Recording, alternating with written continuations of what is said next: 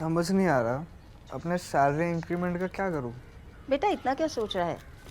अपने mutual funds के SIP का टॉप अप करा ले।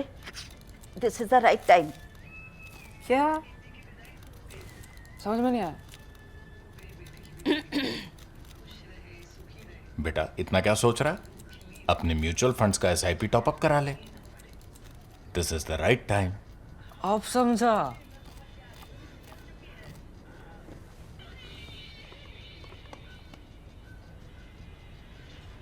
Mutual fund investments are subject to market risks.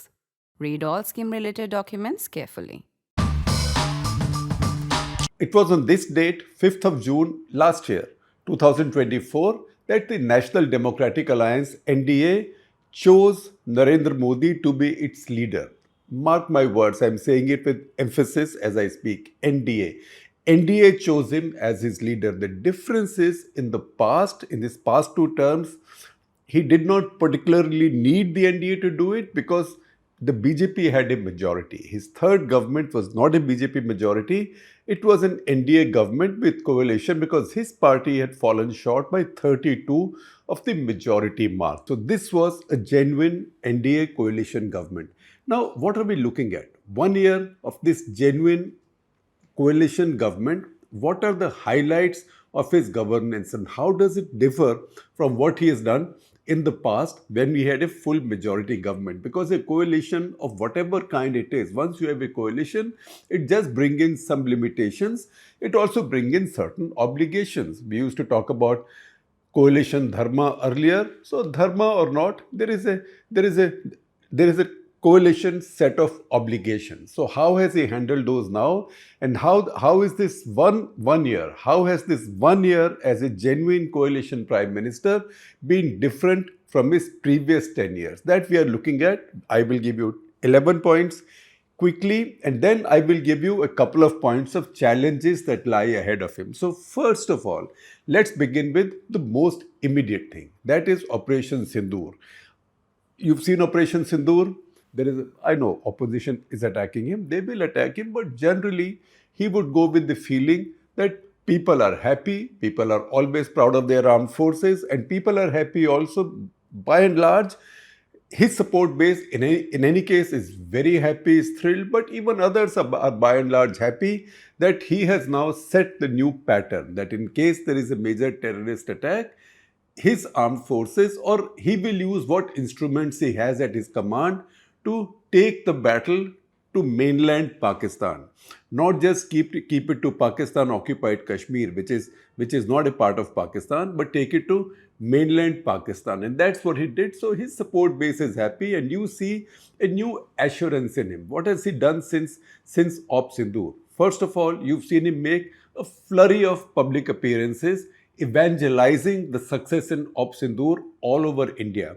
He's been to Adampur, the base where the S-400 battery is located, where the Pakistanis claim they had hit it. The batteries launchers are standing behind him. Before that, you've seen videos of him walking in and out of the truck which controls the radar, etc. All of that's there, but he's delivered his speech there.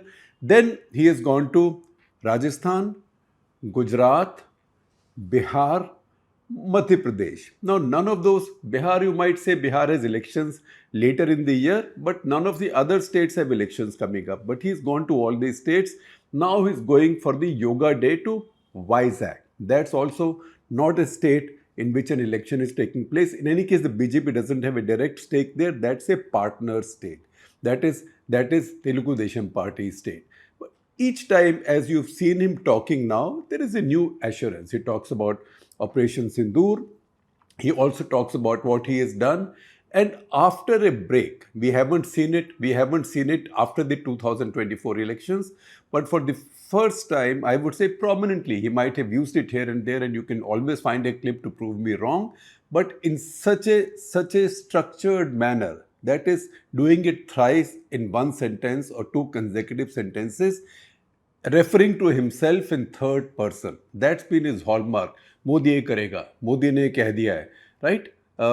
That is not something that we saw. That assertion is not something that we saw in Haryana election campaign, Maharashtra election campaign. Assertion about himself as a leader, his brand as a leader. Post Sindur, that is now back. Modi का दिमाग ठंडा है लेकिन खून गर्म है.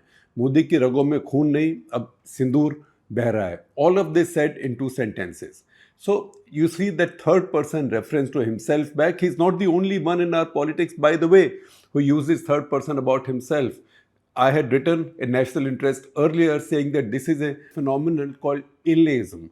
ILLEISM, and somebody refers to himself in the third person. Rahul Gandhi does it. आपकी झोपड़ी कोई नहीं तोड़ पाएगा जब तक राहुल गांधी यहाँ पर है.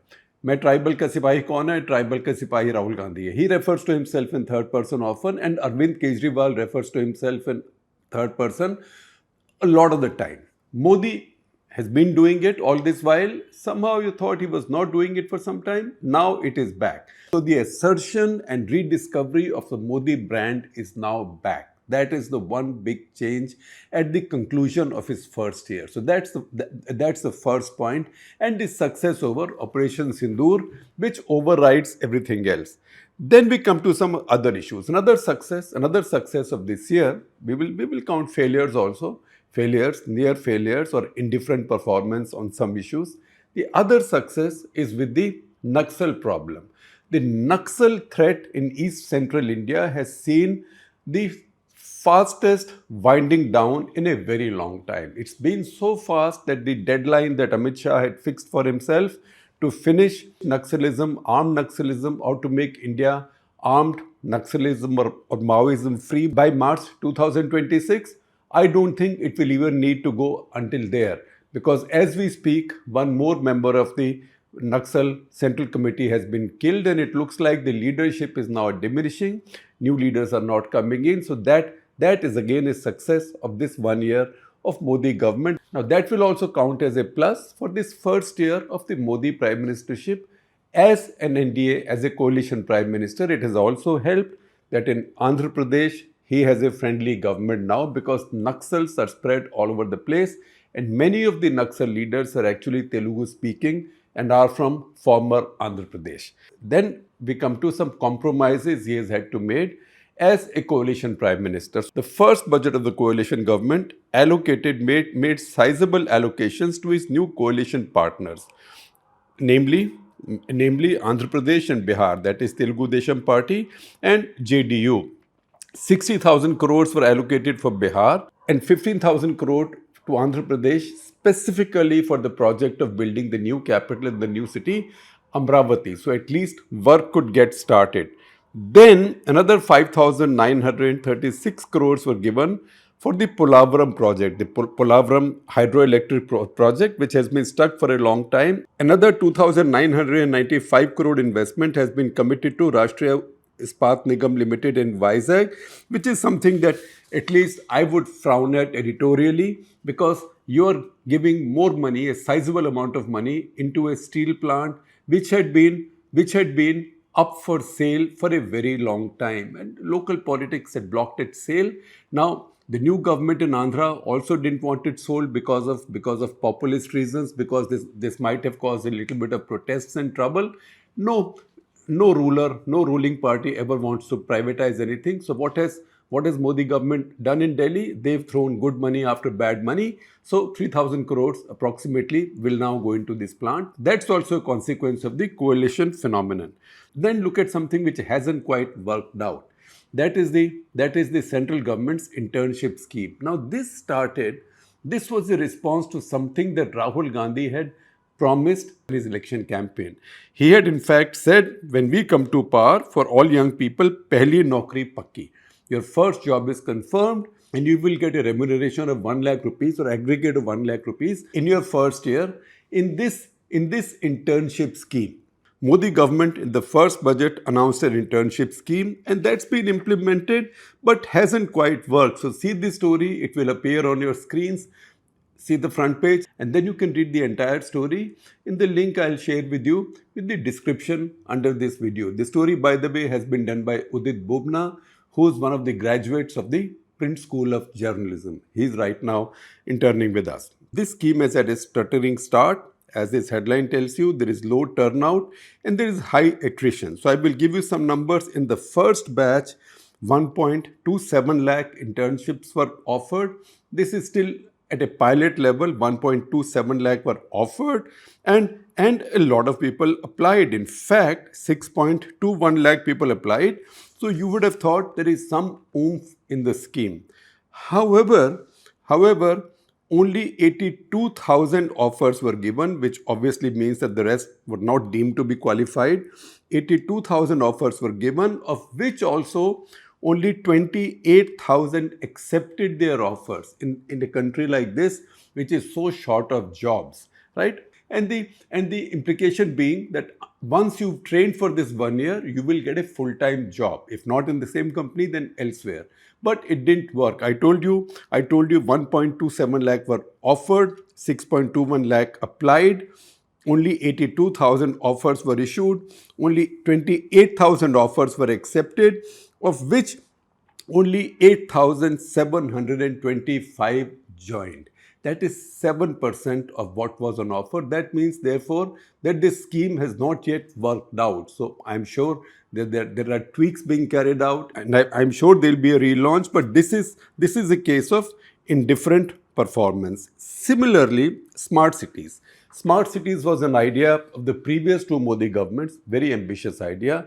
It was talked about a great deal. Smart city scheme, now it's been accepted. Nobody will openly accept it. But generally within the system, it is widely acknowledged that the scheme did not quite work out. So the scheme was not given any further extension. That means one big idea of the previous two Modi governments has now been given up. Similarly, another idea of the previous Modi government has had some trouble, that is the Jal Jeevan scheme. It looks like lately, not initially, lately there have been some irregularities in the scheme. So 100 auditors have been sent to various parts of the country to look at what's been happening with the scheme. Then politically important. We've talked about some of the strategic and economic pointers, but look at what's happening politically. Politically, the Prime Minister now has again reached out to the RSS. It looked like in the past, he and his party were no longer so dependent on the RSS as you might have imagined BJP as a party to be. This time, however, he made a visit to the RSS headquarters. That was his first visit to the RSS headquarters or institutions linked to RSS headquarters in Nagpur as Prime Minister. Before that, he had visited RSS headquarters. He visited Nagpur twice in 2012 and 2013. And before him, Vajpayee was the last serving Prime Minister to visit the RSS headquarters. That was in the year 2000. On 29th of April, which was a week after Pahalgam and a week before Operation Sindur, exactly in the middle, he hosted Mohan Bhagwat, RSS chief Mohan Bhagwat, at his residence, Samarlok Kalyan Marg, in New Delhi. Now, that had not happened, at least on camera, for a very long time. It was after that meeting, almost immediately, that the caste census was announced, which is also one of the important things he's done in this tenure. One, to announce his census, first of all, because census had been waiting. And second, to also add the idea of a caste census. That followed the meeting with Mohan Bhagwat. Whether the idea of a strike on Pakistani targets was discussed or not, we will never know, because nobody will tell anybody. But the fact is that inviting Mohan Bhagwat so visibly and with such publicity into the Prime Minister's home is something that happened for the first time with Modi as Prime Minister, and that too in his third term. The Prime Minister, in fact, had started making his outreaches to the RSS after the results, because during the election campaign there was tension between the RSS and the BJP because of the statements that the BJP had now grown in strength and did not need the RSS as much as it did in the past. So it wasn't dependent on the RSS, which obviously annoyed the RSS. Last year's Vijayadashmi speech, the Prime Minister tweeted. He also tweeted the YouTube link to the speech. In March this year, in his long interview with podcaster Lex Fridman, he said he paid a compliment to the RSS and said the RSS has given my life a purpose. Now politically, see again how these limitations are playing out. The choice of the appointment of the BJP party president. BJP runs usually on the basis of its constitution. The party president JP Nadda had 3 years. That term had come to an end in January 2023 when he was given an extension by the party national executive, which is constitutional, which is allowed in the party constitution, until the end of the election, 2024 election, which means until June 30, 2024. June 30 was 1 year back. He has not been given a formal extension. He's continuing on, and a successor has not yet been found. That might again be a case of, this is a case of, in fact, some indecision and also an acknowledgement now that the choice of the party president will be a much more consultative process in the past, in which the RSS also might have a say. You can never say these things for sure because these are hypothetical. But if this was a full majority BJP government, maybe this kind of indecision might not have been there. It's a part of this phenomenon that the BJP has also gone back and resiled on its established one man, one post principle.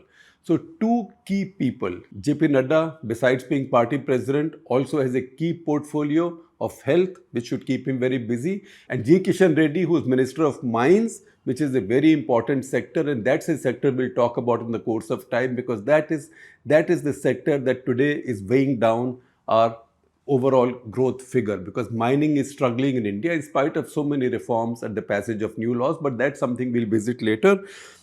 G. Kishan Reddy also continues to be the party president in his state, that is Telangana, while also being a cabinet minister. Once again, BJP has gone back on a principle for its own people that it had set up, and that was, in fact, I think, a good principle.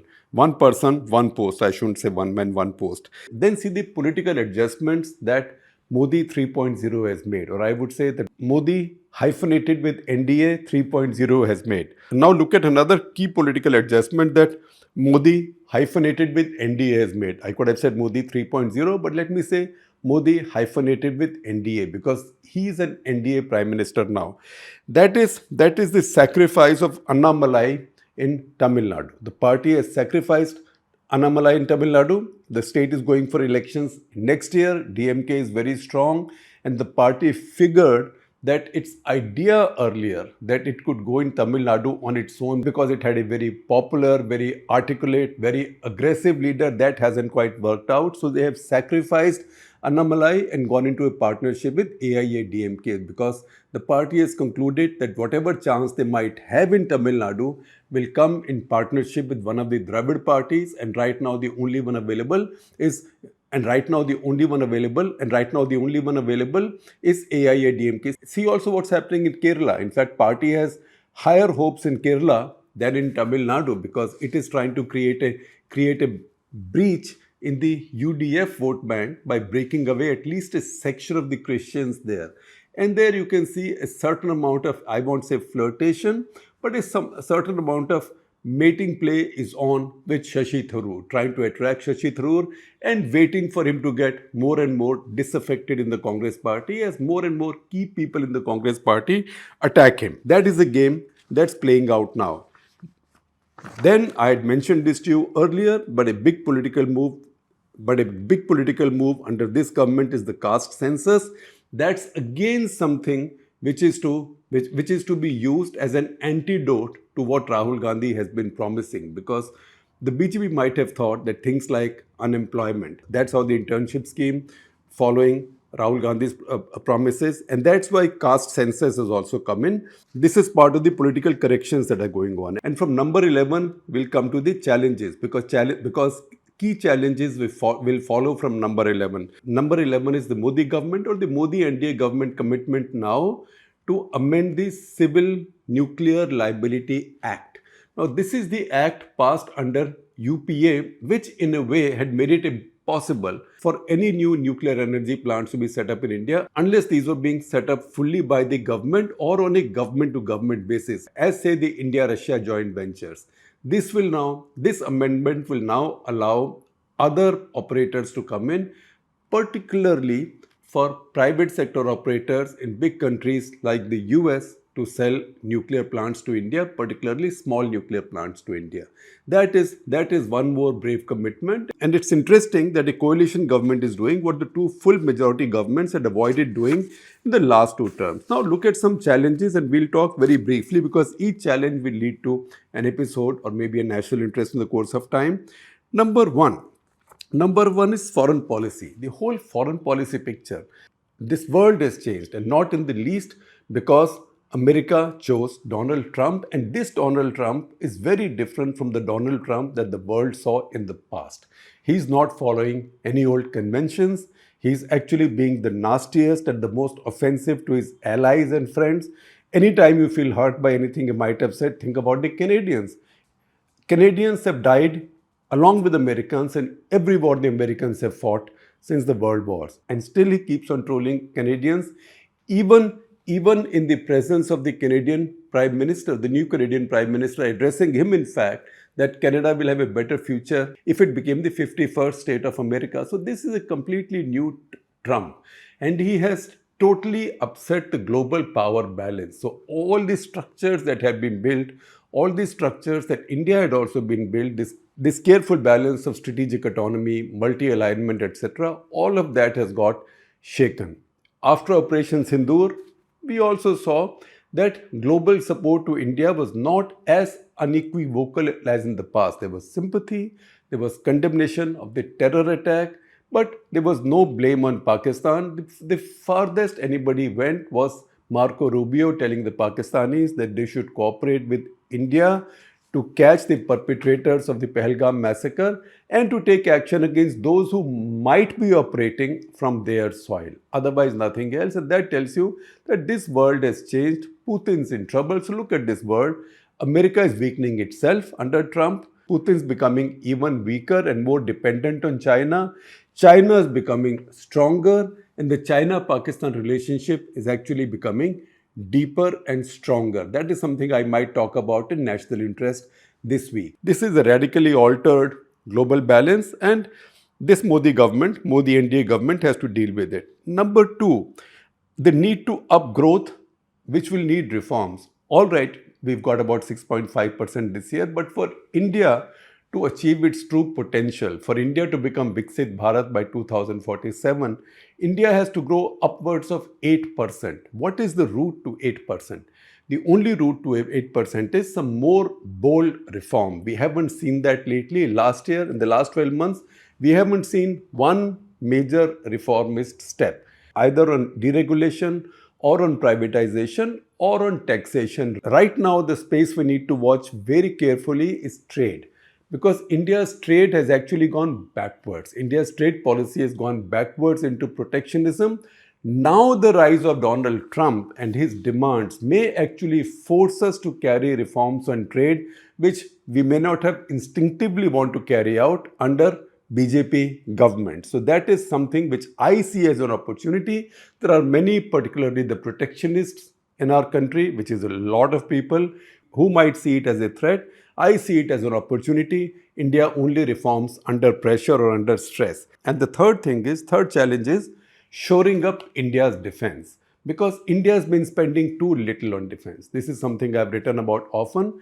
And as Op Sindur has showed, some of the things that India had worked out very well from day 2, 3 onwards. India has enough to deal with Pakistan over a 3-day period, 7-day period, 10-day period, 15-day period. India has to now invest much more in its defense to build it to a level where it becomes such a deterrent that Pakistan cannot risk even a day's skirmish.